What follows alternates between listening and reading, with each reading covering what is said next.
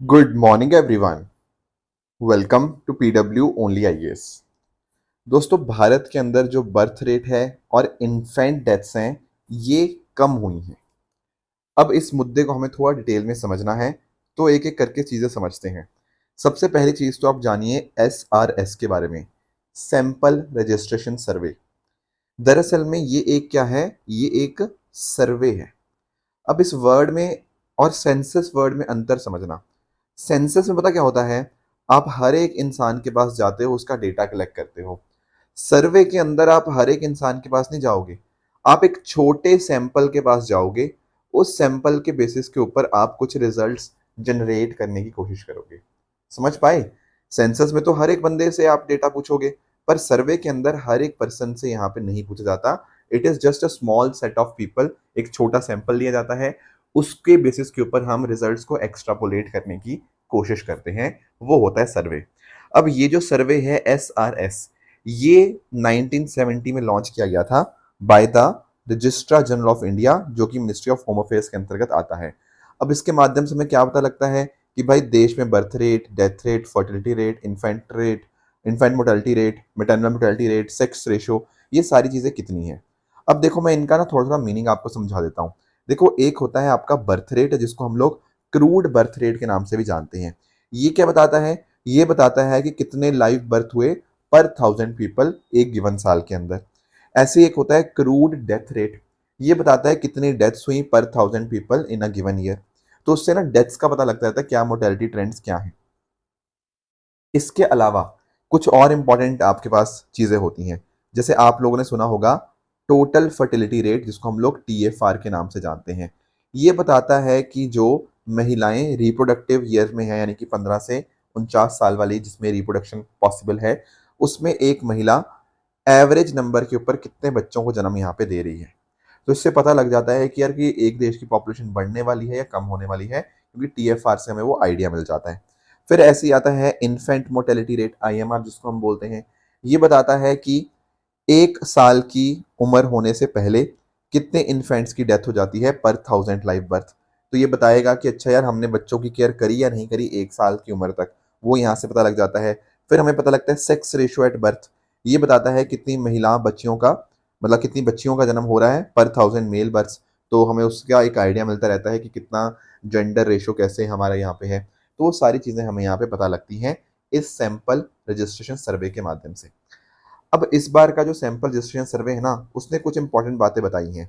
सबसे पहली चीज़ तो आप यहाँ पे नोटिस करना कि हमारा जो बर्थ रेट है वो 18.3 हो चुका है। अब पहले अगर हम 10 साल पहले आपका कंपैरिजन करें तो ये 21 था।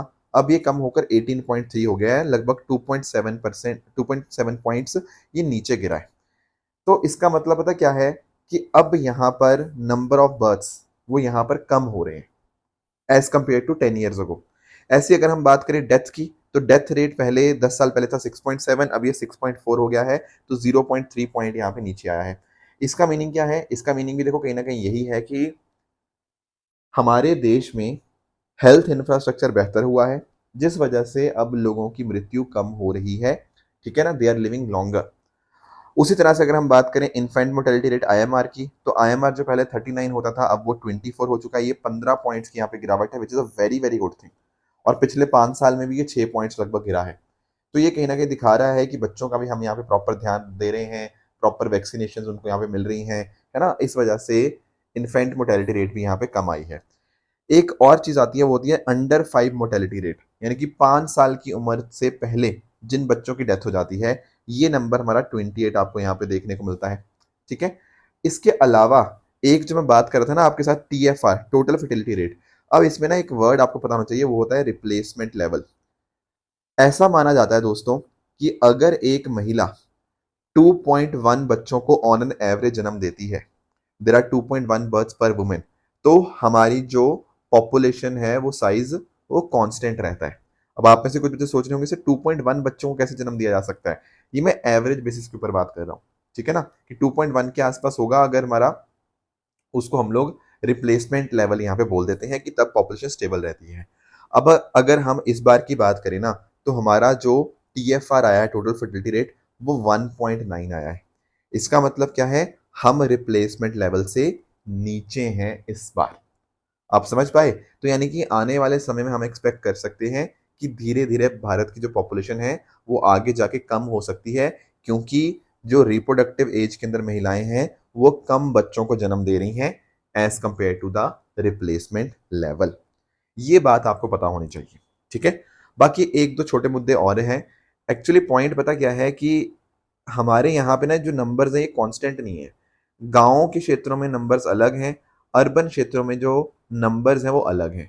अब डेटा ने हमें जो ये बताया है कि रूरल के अंदर, गाँव वाले क्षेत्रों के अंदर इंडिकेटर्स खराब हैं, अर्बन एरियाज़ के अंदर जो इंडिकेटर है, वो अच्छे चल रहे हैं। कहने का मतलब गाँव के क्षेत्रों में जो आपके बच्चों की डेथ ज़्यादा होती है, ठीक है ना? मैटरनल मोर्टेलिटी रेट, जो महिलाओं की जो डेथ है, वो ज़्यादा होती है। तो ये सारे नंबर्स गाँव वालों में, रूरल एरियाज़ में थोड़े खराब हैं, बट अर्बन एरियाज़ के अंदर ये नंबर अच्छे हैं, जिस वजह से एवरेज हमारा जो ठीक-ठाक यहाँ पे बन रहा है। तो इस जो गैप है ना अर्बन और रूरल के बीच में, हमें इस गैप को यहाँ पे ठीक करना होगा। बाकी केरला के अंदर सबसे शानदार इन्फेंट मोर्टेलिटी रेट यहाँ पे देखने को मिला है 8 का, which is lowest in the country. बाकी स्टेट्स को भी यहाँ पे कोशिश करनी चाहिए कि हम भी इस नंबर को इसके आस-पास लेकर आएँ। That is very, very important, right? दोस्तों, डेट है आज की 23 मई 2026 एंड आप सभी का स्वागत है आज के प्रीलिम बूस्टर न्यूज़ डिस्कशन में। चलिए स्टार्ट करते हैं। सबसे पहले हमें डिस्कशन करना है regarding the paddy dwarfing disease. देखो, पैडी के बारे में आप सब लोग जानते होंगे, है ना? हम चावल की जब बात करते हैं, तो आप सबने सुना होगा कि जब राइस को कल्टीवेट हम यहाँ पे करते हैं, ट्रॉपिकल रीजन्स में, सब ट्रॉपिकल रीजन में, बेसिकली पूरे देश भर के अंदर ही आप लोग चावल उगाते हो, आपको पता है इसके बारे में। और दुनिया के अंदर आज के टाइम के ऊपर सबसे बड़ा जो चावल का प्रोड्यूसर है, वो भारत ही है। इस बात को आप ध्यान रखिएगा, वेरी, वेरी इंपॉर्टेंट पॉइंट।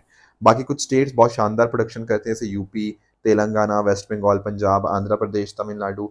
ये स्टेट्स का प्रोडक्शन काफ़ी हाई है चावल की, अगर हम बात करें। पैडी की कल्टीवेशन के लिए आपको जो टेम्परेचर चाहिए होगा, वो 20 से 35 डिग्री सेल्सियस चाहिए होगा।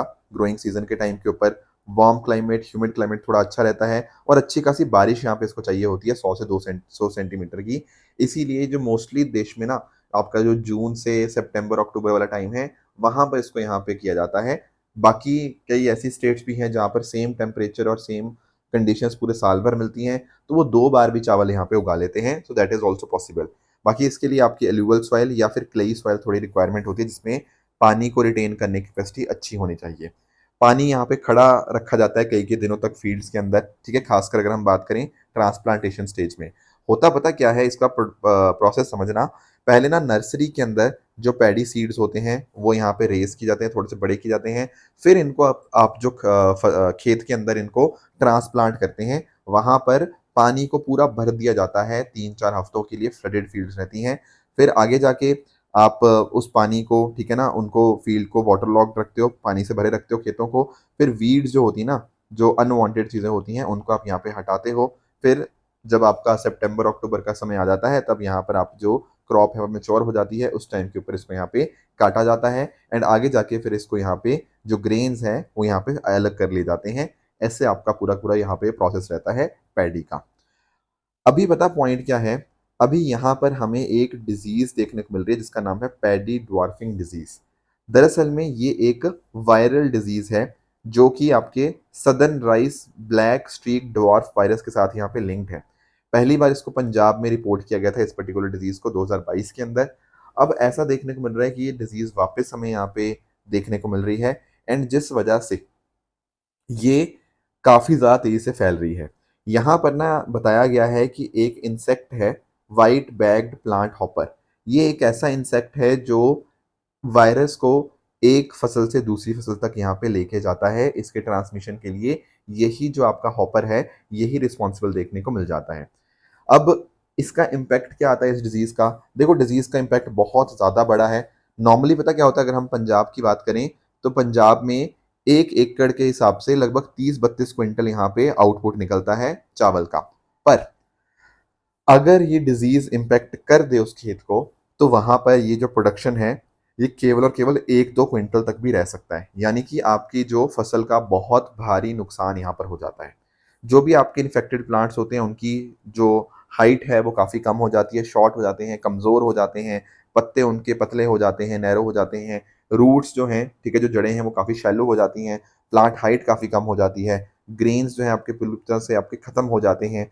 और ऐसा देखने को मिल रहा है कि पंजाब में कई डिस्ट्रिक्ट जैसे पटियाला, फतेहगढ़ साहिब, रूपनगर, होशियारपुर, पठानकोट, ऐसे आपके बहुत सारे डिस्ट्रिक्ट्स हैं, शहीद भगत सिंह नगर भी जो आपका नवांशहर डिस्ट्रिक्ट है, तो यहाँ पर भी आपका ये बहुत तेज़ी से यहाँ पे स्प्रेड कर रहा है एंड इस वजह से किसानों को काफ़ी भारी मात्रा के अंदर यहाँ पे नुकसान देखने को यहाँ पे मिलता है। तो कोशिश हमारी यही है कि देखो यार, हम कोशिश करें कि इसको होने ही ना दें। तो उसके लिए आपको रेगुलरली नर्सरीज़ का इंस्पेक्शन होना चाहिए कि वहाँ पर कहीं ऐसा वायरस तो नहीं फैल रहा, ठीक है ना? आपने जब खेतों में लगाया उस टाइम के ऊपर आप देख पाओ। फिर आप कोशिश करो ये जो plant hopper, white bag plant hopper जो कहीं न कहीं इसको आगे-आगे ट्रांसमिट कर रहा था, उसको आप मॉनिटर करो। फिर आप लाइट ट्रैप्स रखो, रात के समय के ऊपर भी जो लाइटें वगैरह होती हैं वो जगती रहनी चाहिए, उससे कहीं न कहीं इंसेक्ट की पॉपुलेशन को डिटेक्ट करने में और कंट्रोल करने में मदद मिलती है। फिर वीड्स को समय-समय के ऊपर आप हटाते रहो खेतों से, ठीक है ना? इस तरह की चीज़ें करने से, टाइमली बेसिस के ऊपर ट्रांसप्लांटेशन करने से, जैसे खासकर बोला गया है कि 20 से 25 जून के बीच में अगर आप ट्रांसप्लांटेशन करते हो ना, तो उसको ज़्यादा बेटर माना गया है। तो ये सारी चीज़ें हम यहाँ पे कर रहे हैं। बाकी पंजाब एग्रीकल्चर यूनिवर्सिटी जो पीएयू है, उसने इंसेक्टिसाइड्स भी बोला है कि अगर आपको पता लगता है कि ये बीमारी फैल रही है, तो आप यहाँ पे स्प्रे करके इस बीमारी को आगे फैलने से रोक सकते हैं। तो ये कुछ बातें थी पैडी ड्वार्फिंग डिजीज़ के बारे में, जो हमें पता होनी चाहिए। आगे आएँगे दोस्तों, नेक्स्ट टॉपिक हमारे सामने है उम्मीद प्रोग्राम। देखो सबसे पहले तो ये समझो ये उम्मीद प्रोग्राम कोई नया प्रोग्राम नहीं है। क्या है इसकी full form? It stands for unique methods of management and treatment of inherited disorders. ये प्रोग्राम लॉन्च हुआ था 2019 में, किसके द्वारा? डिपार्टमेंट ऑफ बायोटेक्नोलॉजी, जो कि ministry of science and technology में आती है। अब एक बात वर्ड समझो यहाँ पे, वर्ड क्या है? Inherited disorders. देखो कई बार पता क्या होता है कि कोई बच्चा का जन्म हुआ और बच्चे के जन्म होते ही उसके अंदर कोई ना कोई डिजीज होती है। सवाल आता है ऐसा कैसे हो गया? बच्चा पैदा हुआ तभी कैसे डिजीज हो सकती है? देखो उसका कारण हो सकता है कि पेरेंट से ये डिजीज बच्चों में आई हो। पेरेंट से कैसे आ सकती है? उसके कारण हो सकते हैं कि कुछ एक जीन्स के अंदर चेंजेस, कुछ म्यूटेशंस हुए हों, कुछ अबनॉर्मैलिटीज की वजह से कुछ डिसऑर्डर आए हों, तब जाके ये इनहेरिटेड जेनेटिक डिजीज आपको बच्चे के अंदर आती हुई देखने को मिल सकती है। या तो डिफेक्टिव जीन्स होते हैं, या कुछ अबनॉर्मैलिटीज आ जाती हैं क्रोमोसोम के अंदर, या जो म्यूटेशंस हुए या कुछ चेंजेस हुए, उस वजह से यहाँ पे ये इम्पैक्ट आ सकता है। जैसे कई बार आपने सुना होगा ना कि बहुत सारे लोगों को सिकल सेल एनीमिया होता है। आपके जो आरबीसीज होते हैं वो सिकल सेल के हो जाते हैं। ये एक जेनेटिक डिसऑर्डर है। थैलेसीमिया, कई बच्चों के अंदर बॉडी में खून ही नहीं बनता, ठीक है ना? उनको खून की कमी हो जाती रहती है, उनको खून बाहर से चढ़ाना पड़ता है। ऐसे ही हेमोफीलिया हो गया। तो बहुत सारे ऐसे जेनेटिक डिसऑर्डर्स आपको यहाँ पे देखने को मिल जाते हैं। अब इम्पॉर्टेंट पता क्या बनता है कि इनको सही समय के ऊपर हम यहाँ पे इनको डिटेक्ट करें, उनको जेनेटिक काउंसलिंग दें, ठीक है? इनका डायग्नोसिस करके इनके लिए अच्छा काम यहाँ पे करना चाहिए। 2019 के अंदर हमने इसीलिए उम्मीद प्रोग्राम यहाँ पे स्टार्ट किया था और हमारी कोशिश यही थी कि देखो प्रिवेंशन जो है वो क्योर से बेटर है, इलाज से बेटर क्या है? प्रिवेंशन। तो कैसे हम यहाँ पे इनको कम कर सकते हैं, उसके लिए ही हमने यहाँ पे उम्मीद प्रोग्राम जो है यहाँ पे स्टार्ट किया। यहाँ पर पता क्या किया जाता है? जैसे आपकी प्रेग्नेंट महिलाएं हैं, उनकी प्रॉपर स्क्रीनिंग की जाएगी, जो नए पैदा बच्चे हुए हैं उनकी स्क्रीनिंग की जाएगी, खासकर एस्पिरेशनल डिस्ट्रिक्ट्स जो थोड़े पिछड़ के डिस्ट्रिक्ट्स हैं, उनके ऊपर तो ज़्यादा ध्यान दिया जाएगा। तो प्रॉपर केयर दी जाएगी उनको। समझे इस बात को? इसके अलावा हमने यहाँ पे निदान केंद्र, नेशनल इनहेरिटेड डिजीज एडमिनिस्ट्रेशन केंद्र, ये भी एस्टेब्लिश किए हैं सरकारी अस्पतालों के अंदर, जो इस तरह की अलग-अलग आपकी केयर और जेनेटिक डायग्नोस्टिक्स यहाँ पे कर पाएँ, ताकि ये जो जीन बेस्ड डिसऑर्डर है ना, इनको हम मिनिमाइज़ कर पाएँ, दैट इज़ अवर फोकस। तो इस प्रोग्राम के माध्यम से लगभग 3 लाख लोगों को यहाँ पे मदद मिली है। सही समय के ऊपर उनको यहाँ पे पता लग पाया, उसका इलाज हम यहाँ पे प्रॉपर्ली यहाँ पे कर पाए। तो अभी क्या हुआ है, अभी इसी उम्मीद प्रोग्राम के रिगार्डिंग एक डैशबोर्ड यहाँ पे बनाया गया है और इसको मॉनिटर करने के लिए एक प्रॉपर कंपेंडियम जो है वो यहाँ पे रिलीज किया गया है। तो that is why Umeed programme is in the news. I hope आपको उम्मीद प्रोग्राम का जो मीनिंग है वो यहाँ पे समझ आ गया होगा। आगे आएंगे दोस्तों, अगला टॉपिक है मिशन ऑन अरुणाचल कीवी। देखो अभी पता क्या है, अभी हमारा ना एक ब्रांड नॉर्थ ईस्ट विजन चल रहा है। क्या मतलब? हमारी जो नॉर्थ ईस्टर्न स्टेट्स है ना, हर स्टेट में से कुछ ना कुछ यूएसपी होता है, ठीक है? Unique selling proposition. हर एक स्टेट में कुछ खासियत होती है। जैसे एग्जांपल सुनो, जैसे मिजोरम की आपने जिंजर, ठीक है, but that is very famous. Nagaland की कॉफी, सिक्किम की ऑर्गेनिक फार्मिंग, मणिपुर का पोलो हेरिटेज, असम की जो मुगा सिल्क बहुत फेमस है, मेघालय की जो लकडंग टर्मरिक जो हल्दी होती है वो बहुत फेमस है, ऐसे अरुणाचल प्रदेश की जो ऑर्गेनिक कीवी है वो बहुत ही फेमस है। तो हम पता क्या कोशिश कर रहे हैं, हम कोशिश कर रहे हैं कि इसको हम और फर्दर आगे प्रमोट करें। अरुणाचल प्रदेश को हम यहाँ पर एक कीवी का एक्सपोर्ट हब बना पाए, इसीलिए हमने स्टार्ट किया है mission on Arunachal kiwi. Kiwi के बारे में आप सब लोग जानते होंगे, यहाँ आप पिक्चर में देखो ये है कीवी। इसको चाइनीज गूसबेरी के नाम से भी जानते हैं। इसमें विटामिन बी, विटामिन सी की मात्रा काफ़ी अच्छी होती है, फॉस्फोरस, पोटेशियम, कैल्शियम, ये सब मिनरल्स होते हैं, एंटीऑक्सीडेंट्स होते हैं, फाइबर होता है। तो बेसिकली ना आपकी बॉडी को डाइजेशन के अंदर बहुत हेल्प करता है। बाकी आपने सुना ही होगा, जिन लोगों को इम्यूनिटी वगैरह बढ़ानी होती है वो भी काफ़ी कीवी खाते हैं, इससे इम्यूनिटी भी बढ़ती है। कोविड-19 के अंदर काफ़ी लोगों ने काफ़ी कीवी खाई थी, है ना? और ये यहाँ पे ग्रो की जाती है 900 से 1600 metre above the sea level, और थोड़ा सा इसको वार्म एंड ह्यूमिड क्लाइमेट यहाँ पे चाहिए होता है। अच्छी खासी सी बारिश भी चाहिए, 150 सेंटीमीटर लगभग की। बाकी यहाँ पे जो अ, थोड़ा ना ऐसा टाइम भी चाहिए जहाँ पर टेम्परेचर कम हो। आप समझो इस बात को। कुछ टाइम इनको अच्छा गर्म क्लाइमेट भी चाहिए, but at the same time लगभग 700-800 घंटे इनको 7 डिग्री सेंटीग्रेड से नीचे भी चाहिए विंटर के समय के ऊपर, ताकि अच्छे से ये प्रॉपर ग्रो कर पाएँ। ठीक है? बाकी इनके लिए फर्टाइल सॉइल यहाँ पे चाहिए होती है। लोमी सॉइल जो है वो आइडियल मानी जाती है। बाकी एक बात ध्यान रखना, कीवी के जो फ्रूट्स हैं ना वो डायोइकियस होते हैं। इसका मतलब क्या है कि जो मेल फ्लावर हैं और फीमेल फ्लावर हैं, ये अलग-अलग प्लांट के ऊपर ग्रो करते हैं। ये कुछ बातें हैं कीवी के बारे में। अब रही बात आपके अरुणाचल प्रदेश की, तो आप दुनिया में मतलब भारत में देखो, भारत में सबसे बड़ा प्रोड्यूसर कीवी का अरुणाचल प्रदेश ही है। लगभग 50% भारत की कीवी प्रोडक्शन केवल अरुणाचल प्रदेश ही करता है। पहला स्टेट बना है देश के अंदर जिसको ऑर्गेनिक कीवी का सर्टिफिकेशन यहाँ पे मिला है, under the mission organic value chain development for north east region. ठीक है ना? तो ये जो हमने मिशन अभी स्टार्ट किया है, इसका पर्पस यहाँ पे आप समझ गए होंगे, और इसके लिए 167 करोड़ यहाँ पे दिए जा रहे हैं, ताकि अरुणाचल प्रदेश को एक प्रॉपर हम एक्सपोर्ट हब के तौर के ऊपर यहाँ पे बना पाए इन कीवी। और इसमें आपकी मदद कौन कौन करेगा? एक तो आपका डोनर मिनिस्ट्री जो है ही है, development of north east regional ministry. इसके अलावा आपका नाबार्ड, आपका एपिडा, आपका ICAR, CITH एंड इस तरह से प्राइवेट इन्वेस्टर्स। तो बहुत सारे अलग अलग इंस्टीट्यूशन यहाँ पे मदद करेंगे। और 6 हम यहाँ पे हार्वेस्ट कट मतलब कटने के बाद उसका प्रॉपर उसमें वैल्यू एडिशन करना, स्टोरेज करना, ये सारी चीज़ें बनेंगी 6 जगहों के ऊपर। जैसे आपका ज़ीरो वैली बहुत फेमस है, दिरांग, कलाक्तंग, ठीक है, शियोमी, दिबांग वैली। यहाँ पर आपके पोस्ट हार्वेस्ट मैनेजमेंट हब्स भी यहाँ पे बनाए जाएंगे। तो ये कुछ बातें थी अरुणाचल कीवी के बारे में जो क्लियर होनी चाहिए। आगे आएंगे, अगला टॉपिक हमारे सामने है creating a well functioning care economy. सबसे पहले तो आप लोग ये केयर इकोनॉमी का मतलब समझो। देखो, काफी सारे लोगों को लगता है केयर इकोनॉमी अनपेड होती है। नहीं, जरूरी नहीं है। केयर का मतलब क्या होता है? देखभाल। अब जो देखभाल वाली इकोनॉमी होती है ना, उसी को बोलते हैं। जैसे फॉर एग्जांपल बच्चों का केयर करना, एल्डरली की केयर करना, डिसेबिलिटी सपोर्ट हो गया, ठीक है, डोमेस्टिक डोमेस्टिक वर्क मतलब जैसे आपके घर में कुछ काम काज के लिए कुछ लोग आते हैं, हेल्थ केयर सर्विसेज, ये सारी चीजें केयर इकोनॉमी के अंतर्गत आती हैं। अब केयर इकोनॉमी अनपेड भी हो सकती है, पेड भी, मतलब इसके लिए पैसे भी मिल सकते हैं, नहीं भी मिल सकते। जैसे कई बार आपने नोटिस किया होगा, जैसे घरों के अंदर अक्सर जैसे कई बार जो मदर होती हैं, ठीक है ना, आपके लिए खाना बनाती हैं, बच्चों का ध्यान रखती हैं, बड़ों का ध्यान रखती हैं, ये सारा अनपेड के अंदर आता है, क्योंकि उसके बदले में कोई मॉनेटरी कंपनसेशन नहीं मिल रहा। ठीक है ना? उनको बोलते हैं अनपेड केयर वर्क। पर इस तरह से पेड केयर वर्क भी होता है। जैसे फॉर एग्जांपल आपने नर्स का देखा होगा। अब नर्स भी ध्यान ही रखती है, बट उसके लिए पेमेंट होता है।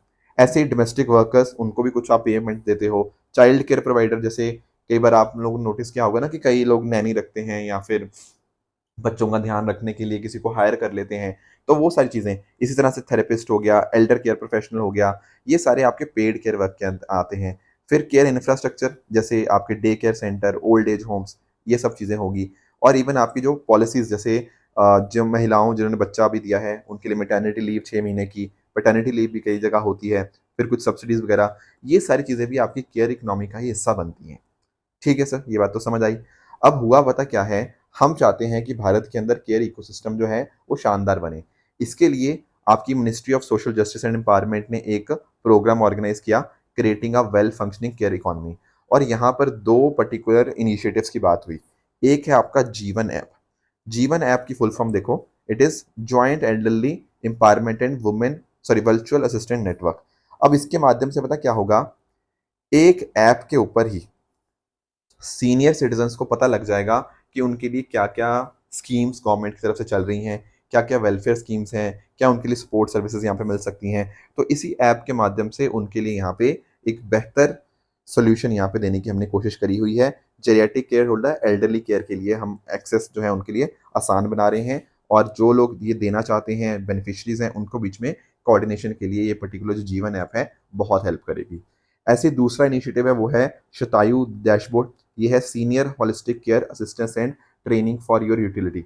ये एक डैशबोर्ड बनाया गया है, यहाँ पर ना पूरी इन्फॉर्मेशन होगी कि कौन कौन से संस्थान हैं जो केयर इंस्टीट्यूशन या केयर प्रोवाइड करते हैं। तो आपको बहुत आराम से चीज़ें पता लग जाएंगी। फिर पॉलिसी मेकर्स को पता लगता रहेगा कि हम एल्डरली केयर में कहाँ पिछड़ रहे हैं, कहाँ पर क्या क्या काम करने की ज़रूरत है। तो जहाँ पर भी हमें दिक्कतें फेस होती हैं, डेटा के माध्यम से हम यहाँ पर उनको ठीक कर पाएंगे और लोगों को भी एक्सेस मिल पाएगा। देखो कई बार पता क्या होता है कि मान लो मुझे ज़रूरत है कि कोई मेरे घर में एल्डर्स का ध्यान रखे, वहाँ पर कोई सामने बंदा है वो चाहता भी है ये काम करना और बदले में कुछ पैसे लेना।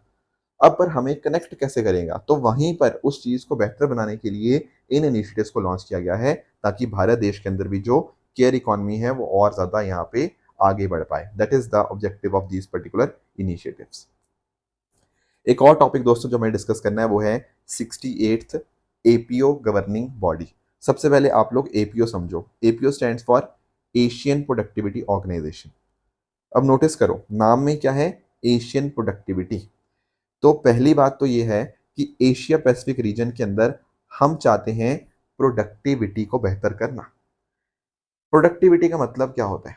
प्रोडक्टिविटी का मीनिंग यही होता है कि हम कुछ ऐसी पॉलिसीज बनाएं जिसके माध्यम से डेवलपमेंट हमारी बेहतर हो, हमारे जो लोग हैं वो ज़्यादा बेहतर ट्रेंड हो, है ना। वो सारी चीज़ें आपकी प्रोडक्टिविटी के अंतर्गत आ जाती हैं। अब इसी पर्पस के लिए यहाँ पर 1961 में एक संस्था बनाई गई, एपीओ, एशियन प्रोडक्टिविटी ऑर्गेनाइजेशन, जो कि एशिया पैसिफिक रीजन के सोशो इकोनॉमिक डेवलपमेंट की बात करती है। इसके हेडक्वार्टर टोक्यो जापान के अंदर आपको देखने को मिल जाते हैं। अब यहाँ पर आज के समय इसके 21 मेंबर्स हैं, जिनमें इंडिया तो है ही है, बाकी उसके अलावा जो बाकी यहाँ पे देश आप यहाँ पे देख पा रहे होंगे, इवन पाकिस्तान इसका मेंबर है, इवन इंडिया इसका फाउंडिंग मेंबर यहाँ पे रहा है। तो इसकी मेंबरशिप उन सभी देशों के लिए ओपन है जो आपके United nation economic and social commission for Asia Pacific के मेंबर्स हैं। अब हर साल इनका यहाँ पे जो है इनकी मीटिंग होती है। इस बार इनकी जो गवर्निंग बॉडी की मीटिंग हुई ना, वो भारत ने होस्ट करी at the Bharat Mandapam, new Delhi. ठीक है। इस मीटिंग के अंदर भारत की तरफ से कौन था? भारत की तरफ से दरअसल में ministry of commerce and industry के अंतर्गत जो डीपीआईटी आता है ना, department of promotion of industry and international trade, उसके अंतर्गत एक बॉडी है, उसके अंतर्गत काउंसिल है, नेशनल प्रोडक्टिविटी काउंसिल। उसने यहाँ पर ये मीटिंग को होस्ट किया और इसमें डिस्कस हुआ कि 2030 में हमारा विजन क्या होगा, एशिया पैसिफिक रीजन को हम यहाँ पे और बेहतर कैसे बना सकते हैं। तो भारत ने अभी यहाँ पे होस्ट किया। अब 2026-27 के लिए इसकी जो चेयरमैनशिप है वो अब यहाँ पे इंडोनेशिया के पास आ चुकी है। भारत का टाइम यहाँ पे कंप्लीट हुआ, अब यहाँ पे इंडोनेशिया के पास यहाँ पे आ चुकी है, और इसी पर्टिकुलर मौके के ऊपर बहुत सारे अवार्ड्स भी यहाँ पे दिए गए। तो भारत की तरफ से किसने यहाँ पे ऑर्गेनाइज करवाया? एनपीसी। मैंने बताया ना, जैसे ये DPIT ministry of commerce and industry के अंतर्गत आती है, और इसका काम यही है कि प्रोडक्टिविटी के बारे में अवेयरनेस जनरेट करनी है और सरकार की पॉलिसीज में यहाँ पे मदद बनाती है। ये एक थिंक टैंक है, ठीक है, सरकार को कुछ बड़े बढ़िया आइडियाज जो है यहाँ पे लेकर आती है। इसको 1958 में स्टैब्लिश किया गया था और इसके हेडक्वार्टर्स भी आपको नई दिल्ली में देखने को मिल जाते हैं। तो ये कुछ बातें थी जो आज हमें डिस्कस करनी थी। अब रही बात ट्रू एंड फॉल्स स्टेटमेंट की, यहाँ आपके सामने कुछ स्टेटमेंट्स हैं, इनको आप पढ़िएगा, बताइएगा इनमें से कौन सा सही है कौन सा गलत है। एंड जो कल मैंने आपको होमवर्क दिया था, एक था वीरा पासी जी के बारे में। तो वीरा पासी जी देखो रिवोल्ट ऑफ 1857 में इन्होंने पार्टिसिपेट किया था, पर किसकी कमांडर, इनके कमांडर मतलब इनके किसके ऊपर थे, मतलब ये कमांडर किसके थे? ये कमांडर थे दरअसल में राणा बेनी माधव बख्श सिंह जी के, जो कि शंकरपुर स्टेट के रूलर थे, ना कि तांत्यातों पे। तो इसीलिए पहला स्टेटमेंट अपने आप में इनकरेक्ट बनेगा। आर्टिकल 19(1) की बात करें तो बिल्कुल सिटीजन्स को फ्रीडम देता है कि आप अपने आवाज़ जो है, अपने ओपिनियन है, आराम से एक्सप्रेस कर पाएँ। So that is a correct statement. International Booker Prize जो दिया जाता है वो साइंस राइटिंग के लिए नहीं, बल्कि लॉन्ग फॉर्म फिक्शन हो सकती है, शॉर्ट स्टोरी कलेक्शन हो सकती है। पर ध्यान ये रखना, ये उन बुक्स के लिए होता है जो किसी और भाषा में लिखी गई हैं, पर उनको आगे जाके इंग्लिश में ट्रांसलेट किया गया है और यूके या आयरलैंड में पब्लिश हुई हैं। इसलिए तीसरा स्टेटमेंट अपने आप में गलत हो जाएगा। बाकी रही बात फूड एंड एग्रीकल्चर ऑर्गेनाइजेशन की, तो ये स्पेशल एजेंसी यूएन की है। यहाँ नॉट लिखा हुआ है, इसलिए ये स्टेटमेंट अपने आप में इनकरेक्ट बन जाएगा। तो ये थी हमारी आज की डिस्कशन। इसी तरह से आप सब लोग अपने एंड पे हार्ड वर्क करते रहिए। Thank you so much for joining. All the very best. Thank you so much.